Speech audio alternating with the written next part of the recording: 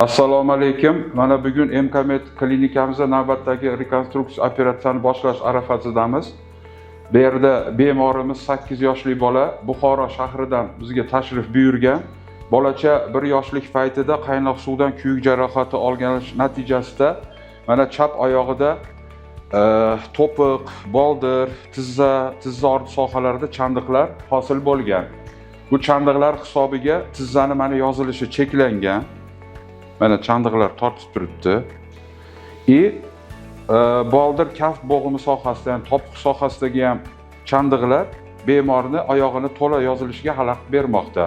Hozir umumiy narkoz ostida bemorimizga shu tizza bo'g'imi va boldir kaf bo'g'imi yozilishlarini, ya'ni kontrakturalarni bartaraf etib, yozilishini fiziologik holatga keltirishni rejalashtirganmiz. Operatsiya o'rtacha 1,5 soat, 2 soat davom etadi. E'tiboringiz uchun rahmat.